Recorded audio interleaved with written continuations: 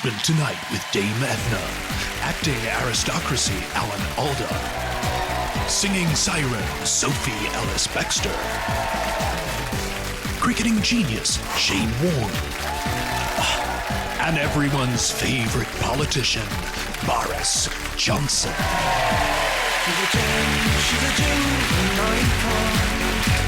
she's an angel of light from above. She's poetry in motion. She's a rock in an ocean of love. So give us the Edna treatment. A world exclusive Megaspa. Ladies and gentlemen, she's the jewel in television's crowd. It's Dame Edna Everidge.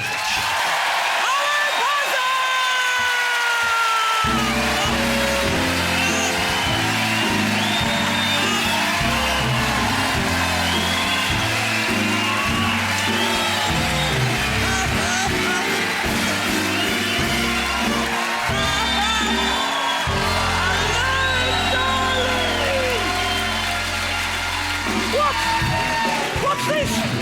Stop! Stop! Turn off the cameras. No, don't turn them off. This is so bad it could be a reality show. Oh, heaven. What's happened to my beautiful spa? I turn my back for 5 minutes. I pop over to Switzerland to visit my money, and this happens. Who did this? What vandals? What riffraff? What horrible hoodies? What kind of homes did they come from? Oh, it's squillions and squillions of pounds worth of... Valmay! Valmay, darling, what's the... Oh, forgive me, darling, forgive me. What's the matter? You all right? Cheers, Mum. Oh. Cheers, Mum. Valmay, you smell like a brewery. You've got a breath like an open grave. And what's this you're drinking? Rohypnol. How horrible! Who could have done this to you, Valmay? I'm calling the boys from Sun Hill.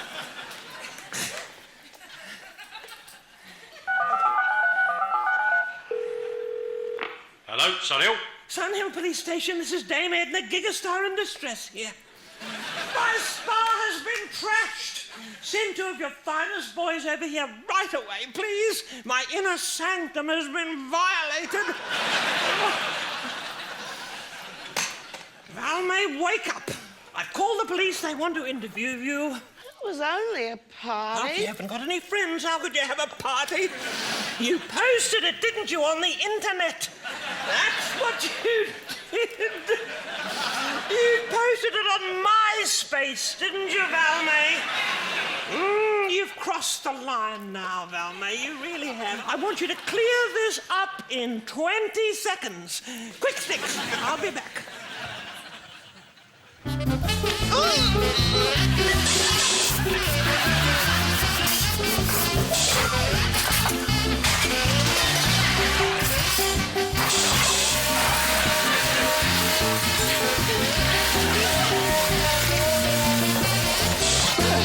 Once again, it's Dame Edna Everidge.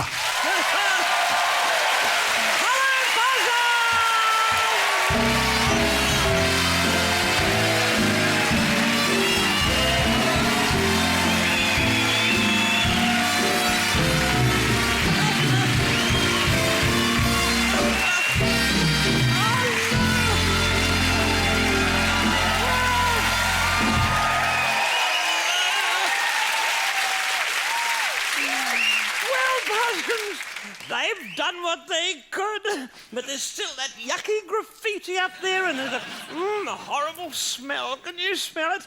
But I do have a show to get on with.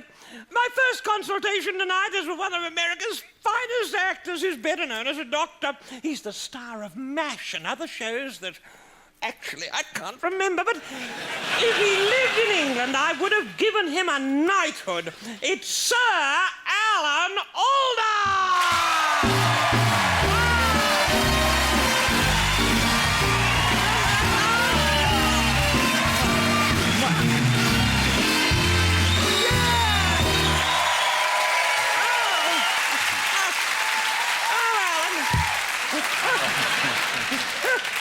Oh, dear.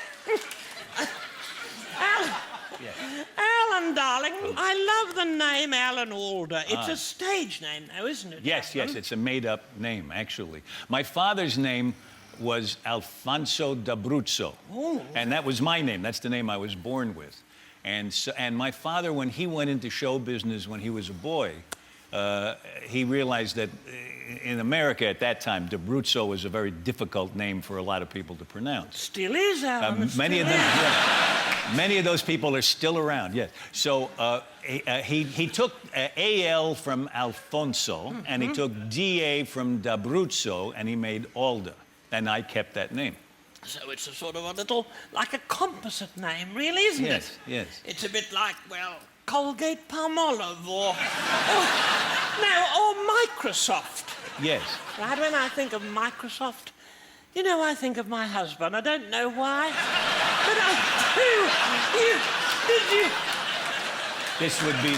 Did you ever know my husband, No, Norman I Allen? never did, no. You No. would- Norman, right? Norman was Yes. his name. Yeah. Alan Alda, you would have adored my husband. He was the image of you, except for the looks and the wit and the talent. Come to think of it. What did he do? Well, he didn't do a great deal later on. He had a rare problem. He had a prostate murmur. He did, but he contained it. It was contained. And you had a little bowel problem once, didn't you? You did. I actually did. It was actually even more extensive than that. I was in Chile on top of a mountain, and I got an intestinal obstruction, and they had to drag me down the mountain for about, a couple of hours to get down, and they cut me open and took out about that much of my intestine. Actually, it wasn't that funny at the time. No! But were you worried about the hygiene in a Chilean hospital? Oh, no, not at all. No, it was actually a filthy room we were in, but the doctor was very experienced. You're lucky you weren't in a major hospital in London, I'm telling you that. You might never have emerged, Alan. Well, I came very close to not emerging, but he saved me, and I'm very grateful to him. Thank heaven the world is grateful for that, my well, that's darling very Alan. nice. Yes, thank My husband's problem made me involve myself in prostate charities, really. Really? I started a prostate movement. Did you ever think of starting a bowel movement, Alan? No. But not... Please, not I think now. I'm having one now.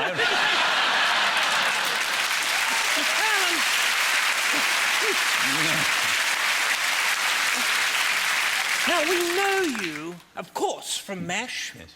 But you've heard enough about that. You must be a little bit sick of hearing about old MASH. No, do go on. No, I'm not going to. Actually, I was never a fan of it. No, but I saw its merits. Yes. Yes. The final episode of MASH was watched, possums, by 123 million viewers. Can you imagine that? Except me. Yeah. Yeah. Except me.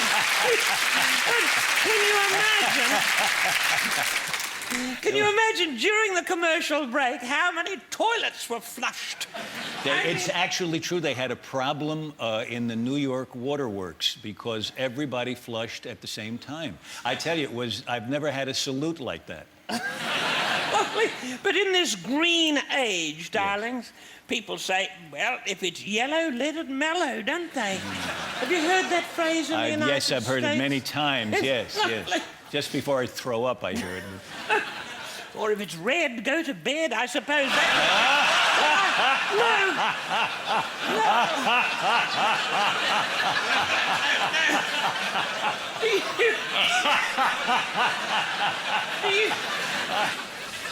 Your career started, of course, before MASH. Yes, yes. Here's a publicity shot of you when you started off on your career. Look at this little snap. Look.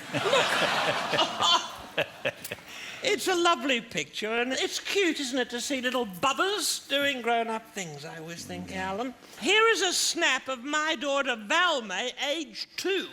She's... Look. She was very big for her age. She's even bigger now, Alan, even bigger now. The Parsons. More with Alan after this commercial break, when I'll also be joined by scrummy little Sophie Ellis-Bextor. See you in a minute, Parsons.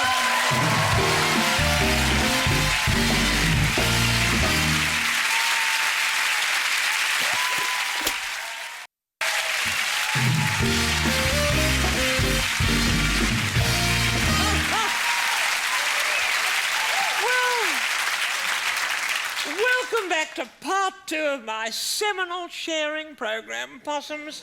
Alan, your childhood was a very busy one. You were touring with your father. Yes. Theatrical tours? Yes, in burlesque, he would sing while the half-naked chorus girls danced. What kind of a singer was he? Well, they called it a tit singer. Was he a bird mimic of some kind? No. Not that kind of bird, no. He sang, and he was standing over on the side of the stage, and they were parading around half naked. I think for my father's entire burlesque career, no one ever looked at him, the whole time.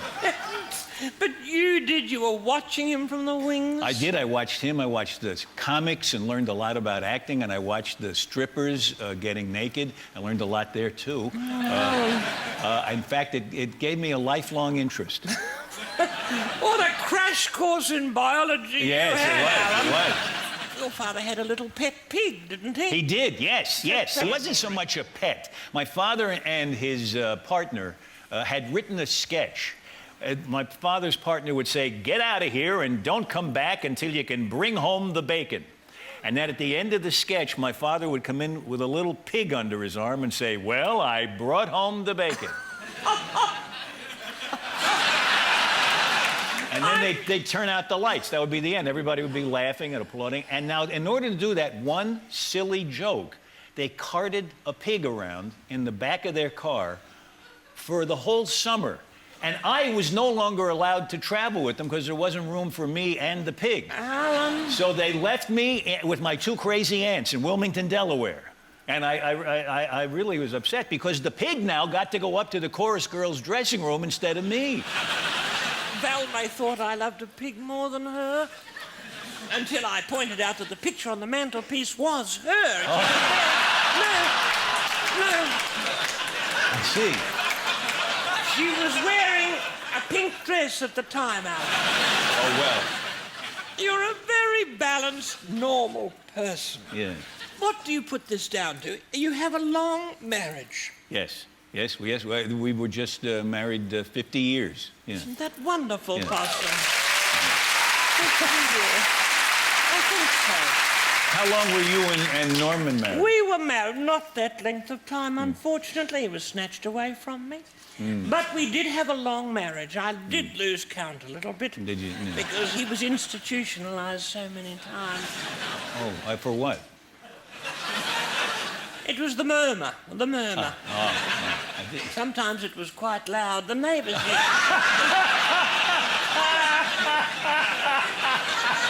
Alan, the neighbors used to complain. The neighbors, I said, it's my husband's prostate murmur. They said, can't you turn down the volume? I said, there's no volume control, I'm afraid. I said, there's a knob, but I'm not touching it. That's what I said.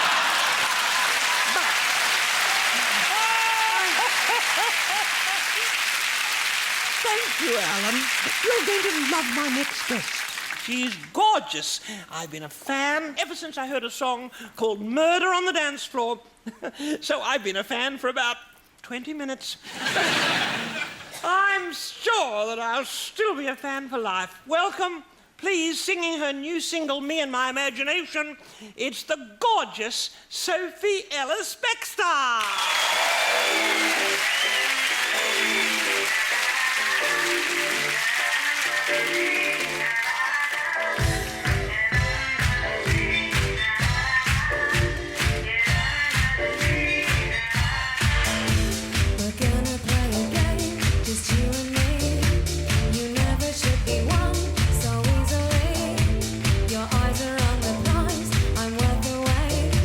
Don't need to know the end, 'cause darling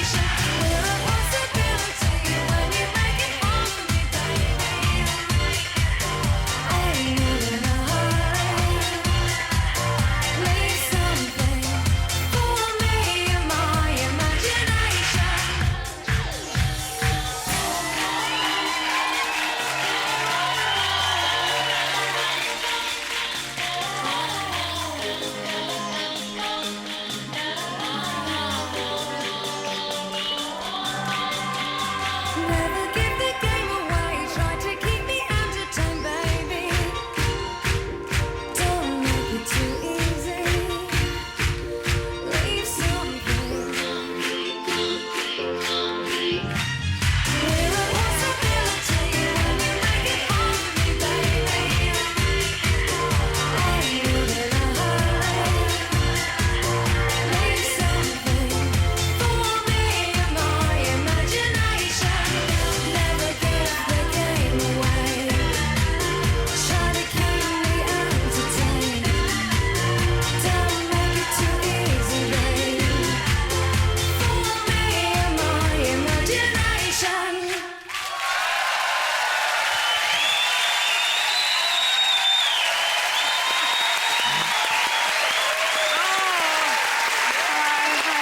Sophie, beautiful, darling. Alan Alda. Alan, nice to meet you. How you doing? Here we are.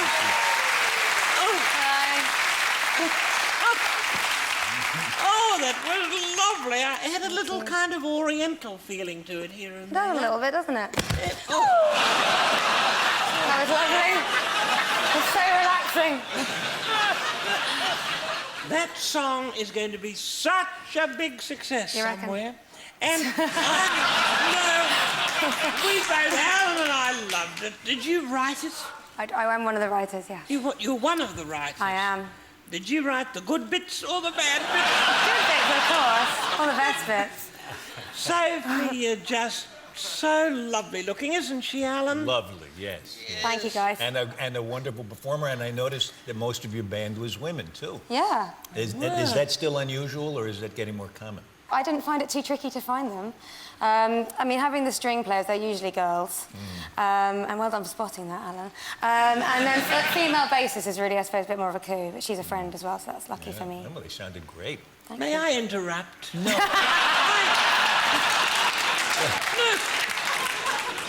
I love a little bit of bonding in one of my beautiful shows. It's important. Did you have a lot of attention from the boys at school like you've been having with Alan tonight? No, none. That happily married man sitting next to you? Actually, it was men a little older than me that normally used to give me attention, so I suppose some things stayed the same. Oh, dear, you're a father's nightmare and an uncle's dream.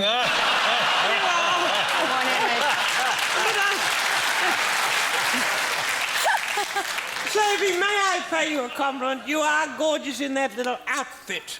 Thank you. And I don't mean that in a spooky sort of a way, a woman talking to another woman. I love the way the fabric drapes over your lovely little body. Well, I can say the same back to you. It must feel good to have that lovely material against your milky skin. It feels fabulous, thank you. How long has Norm been gone?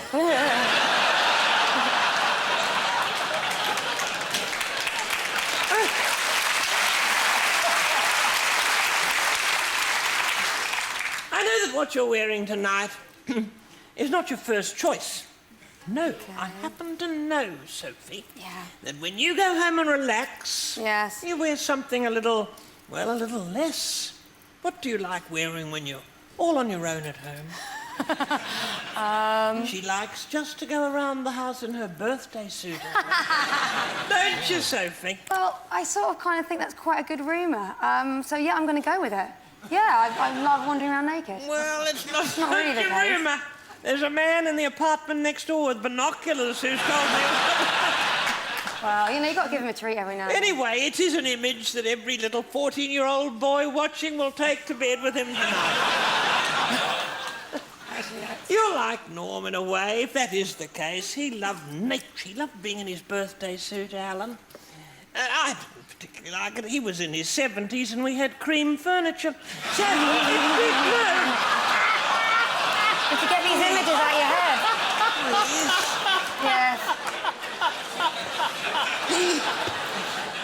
He did leave the odd souvenir under. At school, Sophie. Yeah. You wanted to be a journalist, didn't you, darling? I did. I wasn't very good at it, Edna. Why I didn't. not? Why do you say that? Well, some of the things I wrote were pretty cringy. They weren't. We must look at our youth with forgiveness, Sophie. I do. I look at my whole life with love and forgiveness. And you wrote something in the school magazine which I just happened to have here. That's great. It's That's called really good. Why I Love Makeup. Well, at least I'm Remember consistent. writing that? By Sophie Ellis-Bextor. Yes, that is me. All three Here's of a them. little quote. The feeling I get when I walk into Boots' makeup section. This is so embarrassing. is similar to the exhilaration I felt when I was younger. My pace quickens. My eyes flash, and I reach to try the new mascara. Oh, darling. The winter evenings flew Did you by. have a Those very days. dull childhood? Yeah, really dull. Oh, I think as far as makeup is concerned, less is more. Well, I can see a natural look. I'm not wearing makeup at all, and there's a trace. There's a little trace, it's just the residue from kissing Alan. I have a tiny application of lipstick, that's all, and I don't Just think... a smidge. And you're naturally beautiful, your skin is lovely. No, I slap it on. Any tips, any makeup tips for the girls watching? Pile it on. Anything? Definitely. The more the merrier. It is time on that lovely note for a necessary commercial break, but I'll see you in a minute.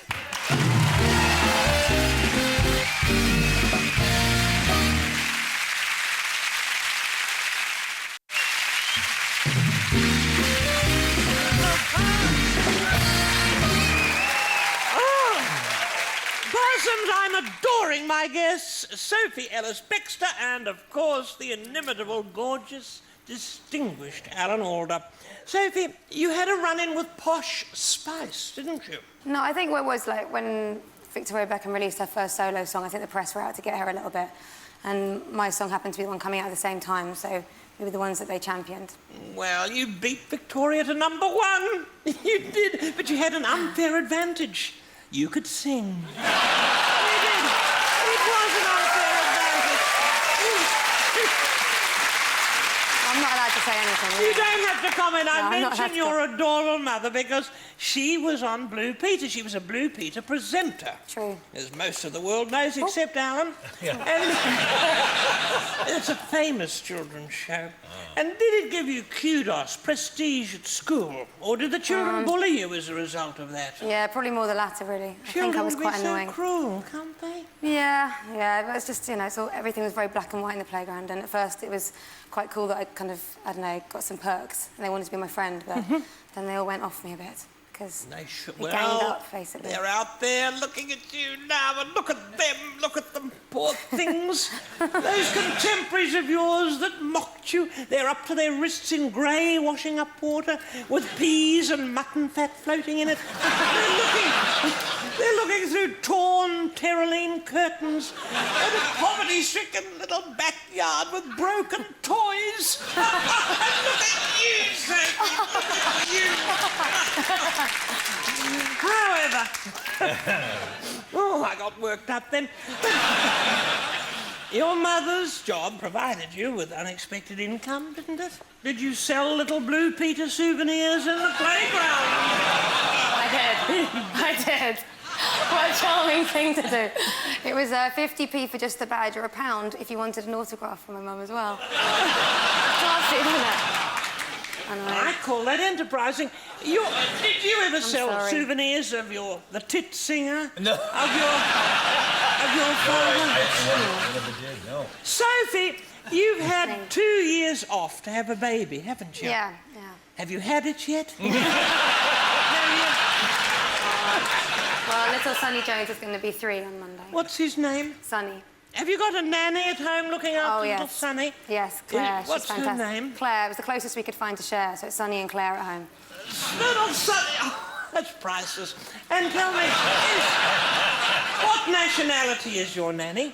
Oh, she's English. She's from Sheffield. English? They're good. New Zealanders are very, very good I've too. heard that. Excellent. Oh, we have And one now, there. of course, Poles. They're everywhere. Now, you cannot escape. There's no Poles in Poland anymore, by the way. I want to ask you something, Alan, because it's arisen... Hello, everyone. Where's the party?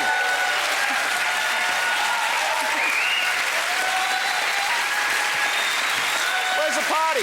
There's no party. It has been cancelled. Aren't you Shane Warne? Yes. Parsons! Hello. It's a legend. Shane. How are you? Very well. Come over here, Okay. Shane. This is Alan Alda. I'm the one. Hello. And this Shane, nice is to meet the you. gorgeous little Hello, Sophie. nice Shane, to nice to meet you. Sophie Ellis-Bextor. Sit down there, Shane. Sorry. Lovely. Are you going to keep that all to yourself? Yeah, I'm not sharing. Oh, put these in the... Hey, put them in the fridge. Put them in the fridge.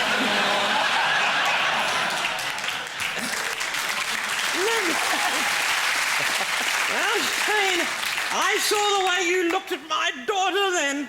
You were a naughty boy. I looked at Sophie a little bit different. Can you feel his pheromones at work now, Sophie? Oh, Emanating. he's quite a ladies' man. I'm going to say something very Australian to you now, Shane. Okay. How's your day been so far? That's what we say in Australia. We do. We say it first thing in the morning sometimes, don't we? Yeah, straight away. It's been a ripper. It's been a ripper. Your day has been very good. That's lovely to know. And it must be satisfying for you to have won back the Ashes, Shane. Yes, being in England, obviously, they're a little bit disappointed. But for us, they won it in 2005, so we had to get our revenge back, so it was nice to win. Now, whose Ashes are they? Well, it goes back a long time, and when the English side and the Australian side decided to burn the bales.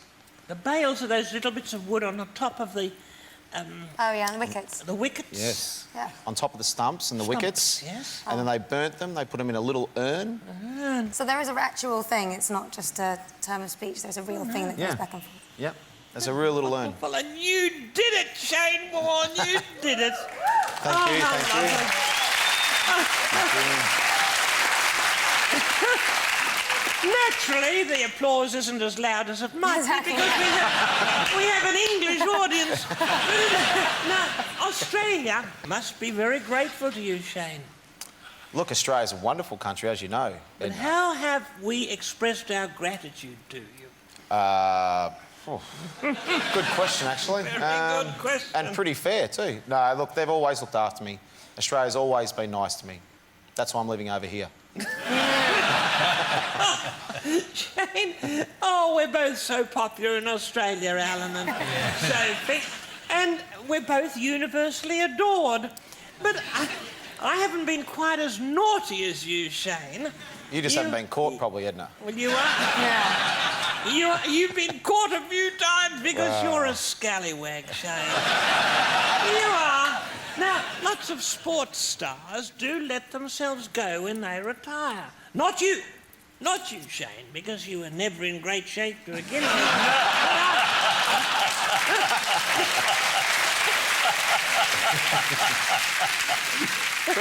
Shane, I must confess that I don't know anything at all about cricket. Really? But that's helping our conversation, isn't it, really? You must be sick of talking shop. People are. I'm sure Alan doesn't know much about cricket, do you, Alan? Nothing. No, I've never seen a whole... Never even seen a cricket game. I saw 2 minutes once, and they seemed to be running back and forth to the same place. So I couldn't really figure out what was happening. You've got it. Is that it? That's it, that's it. That's it. That's it. Are you trying to hit the stick, the wicket, or trying not to? No, we're trying to, and you're trying to protect it. I see. Well, that sounds fascinating. It is.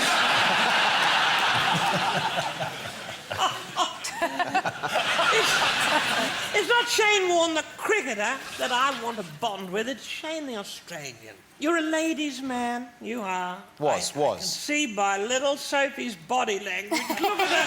Look at that body language. She's feeling your allure. Well, she hasn't felt your allure yet, but she may later. But Shane, have you found that bleaching your hair helps you with your success with the ladies? Well, look, I like having highlights on my hair. I enjoy that. I've been very lucky that I've actually been to a hair studio that have actually helped out. I was starting to go bald, but now I've got a full head of hair. How good's that? That's not bad. Is there a link between baldness and soaking your head in peroxide? Is there any... I'm sure there's some sort of correlation there, Edna. No, yes. they're making a musical about his life. Isn't that incredible, Alan? Oh, it's wonderful. Is that true? Yes? It's got nothing to do with me, but someone's doing it, I think, Have yes. you heard any of the music yet? I've got no idea who's doing it, and I'm not sure if it's going to be about cricket or other things, but I'll soon find out. Well, I won't see it because I don't like cricket, but I'm sure that a lot of women will be going to see it. The casting will be difficult. I mean, Pavarotti's got the build, but he hasn't got the hair.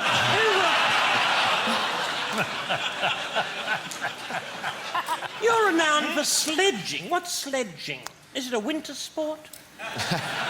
Sledging was a term that was in the 70s. There was Richie Benaud's brother, John Benaud. Yes. Didn't like one of the opposition players, so he started to have a go at him. And at the lunch break, they said, "You were subtle as a sledgehammer." Hence the name sledging came part of cricket. So it's when you have a go at an opposition player. So it's talking rather loudly while they're trying to... Excuse me. Oh.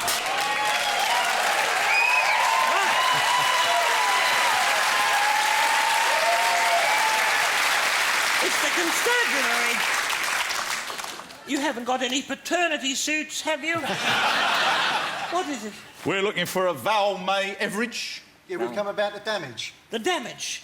Oh, well, you'll never get to know my daughter's whereabouts from me.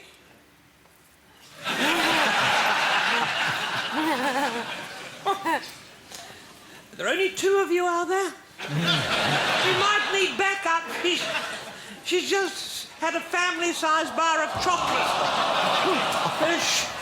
Her sugar level will be off the scale. Oh, dear, they're just doing their job, I suppose. Don't worry, she's got her own handcuffs. She's been looking forward to a women's prison for years. No, Shane, after that brief and rather dramatic interruption... I did think they were there for me at one stage there, so... No, you're squeaky clean. Your success is in no small measure down to your powerful hands. Let me see. He's a bowler, you see. Yeah. Let me see I was wondering when you're going to start telling the truth, too. Let me see your hands. There we go. Oh, goodness. That feels actually quite nice. Keep going, yeah, now it's quite nice. To think what those hands have done.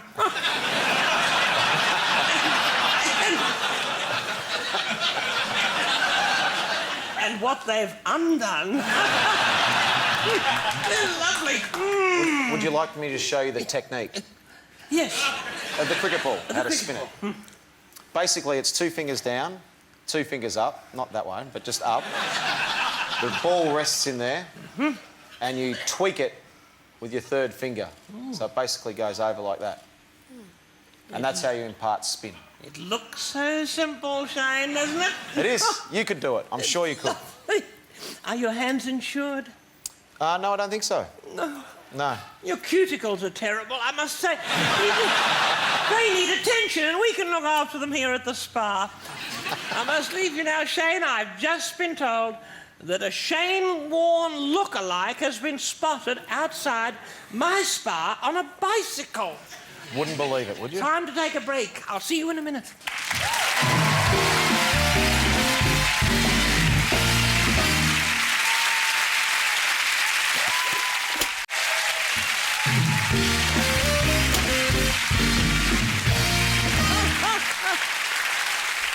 Welcome back, Patterson. My next patient is that rare thing, a Tory MP you actually recognise.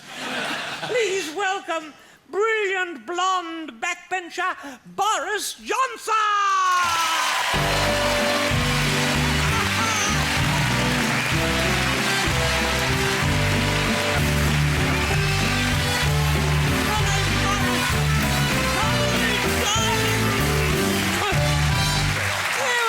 Warne, g'day. Hello. Boris, Sophie, Alan Alda. Boris. Lovely. Oh, goodness me. Before we begin, got to put this little badge on you, since Velma is now in the slammer. There we are. Now, Boris. Dan. And looking at the questionnaire, I see you are healthy, except for a little bit of dandruff. And you're healthy because you cycle, don't you? Yeah, I Now, do. how often do you bicycle? How long have you been cycling around town? Well, quite a few years now. My husband, Norm. Did you ever know my husband? No, but I've been hearing about him. You would have adored him, Boris. We had a tandem, as a matter of fact. I was huddled over the handbars and he was huffing and puffing behind me. It was extraordinary. But when you were at Oxford University, you belonged to a club called the Bullingham... Ah, yes, that's true, yes. Bullingham Club. Was anyone famous apart from you in that club? Do you know, I think there was a kind of a matter about the Bullingdon Club, and I think I think it was against the rules of the Bullingdon Club ever to divulge. Oh, so I'm asking you really to break those ancient Oxford laws. Yes, I may have broken it in the past, mind you, but I'm not going to break it anymore. No, not here. Of course you're not. I'm just trying to think how we can present this show without you, as a matter of fact. I think it would be... I think it would be a vast improvement. Boris Johnson, The Dream of Rome. I'm so grateful that you brought that up. This is a book of yours. This is obtainable. You can leave your name at a bookstore and a couple of weeks later they'll get you a copy. And it says here on the cover, Alan, at last, there's a warm, funny, erudite introduction to the Roman Empire. Marvellous. Isn't that lovely? And that was said by someone on The Independent, which is a minority newspaper. You're a maverick. You're a man who speaks his mind. A man who refuses to learn from his mistakes. That's a lovely attribute. You got into trouble saying rude things about... I think I should have talked more about bicycles, don't you know? Too late. But I think bicycles was promising, wasn't it? There's something endearing about this bumbling fellow, don't you think? I want to get back to the city of Portsmouth. Now look, you recently described Portsmouth as too full of drugs, obesity and underachievement. Arguably. Arguably. Yeah, all right, which is admittedly a weasel word. It is. I did say that. And, of course, I want to say now to anybody who's watching from Portsmouth that, you know, I apologise for any hurt that I've caused with those words. However, I know. You could have been speaking about any other city in Britain, couldn't you? Exactly. And I rather resented the way some people, you know, fired back at me in a very vigorous way. They did, but they would have been obese, drug-taking people, wouldn't they? Underachieving at that. My view, and I love England, I've always adored a chain. Me too. I mean, it was cool, but if I have one criticism of England, it's a bit overcrowded. There's too many people here. Yes, I think you're raising the subject of the article I wrote. Yes. Yes, that's it. The gist of it was that the overcrowding in the southeast of England could be alleviated if you look at the respective population densities of southern England and northern France, which, after all... It's empty. Virtually. I mean, there's a quarter of the number of people per square mile, and sometimes a sixth in some areas. And if you reflect that, after all, these were territories: Burgundy, Normandy, Aquitaine, Maine, and so on. Henry IV. They were. We had them in the days of Henry IV. Which were part of England, or were owned by England. Then it seems to me that we could alleviate the massive pressure on housing in the southeast and the very, very great. The price. No, wait, hold it. We're coming to the point. The point is that we could alleviate this pressure if, and this is when the article momentarily lost touch with reality. Yes. But we could relieve that pressure on the southeast if we enabled the people of England more freely to travel and inhabit their former territories in northern France by means of a new tunnel. A new tunnel? Yes, and it is a tragedy. Cousins! And this is the future Prime Minister talking! I believe it would be win-win, in the sense that the British people would be repatriated with their territories and the French with their former, and the French would have the pleasure of our company. Boris Johnson, Isn't that a great idea? you, darling, thank you. And it's a great shape. And goodbye. Thank you. Isn't this a wonderful country, Alan? What a great idea to annex France. I think that's just... Well, no, not to annex it. No, what you would do is you just allow... Enough already. The pressure of the population and the house prices would mean that the traffic... Sophie Ellis-Bextor, it's the moment you've been waiting for. Go and get yourself ready, Possum. Viewers and my waiting room of non-entities, I feel a duet coming on. I'm gonna live forever. I'm gonna learn how to fly.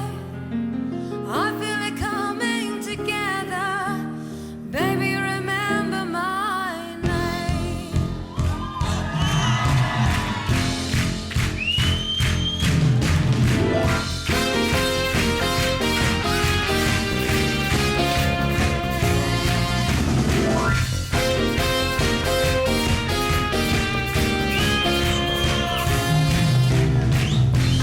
Baby, look at me and tell me what you see.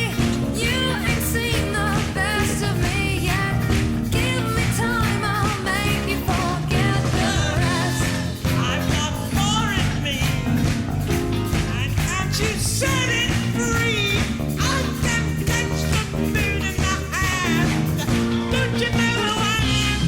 Remember my name. Hey, I'm gonna live forever. I'm gonna learn how to fly. I feel it coming together. People will see me and I'm gonna make it happen. Light up the sky like a flame. I'm gonna live forever. Baby, remember my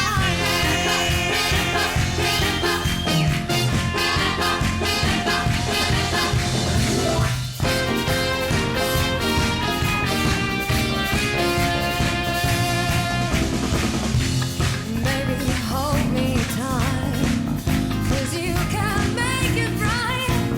You can shoot me straight to the top. Give me love and take all I've got to give. Baby, I'll be tough. Too much is not enough. I can ride your heart till it breaks. Ooh, I've got what it takes. Remember, remember, remember, remember my name.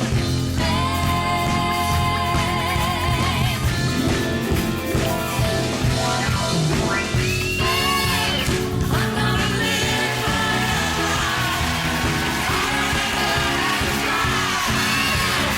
I'm coming together. People will see me and cry. I'm gonna make it happen. Light up the sky like a flame. I'm gonna live forever. Baby, remember my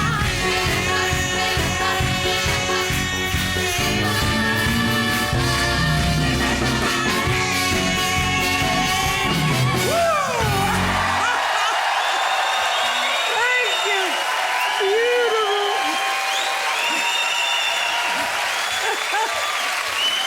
Well, that's it for tonight, Possums. Thanks to all my lovely guests, to Alan Alda, to Warne, to Boris Johnson, and Sophie Ellis-Bextor, from the cast of Fame the Musical. And as always, thank you for having me at your place.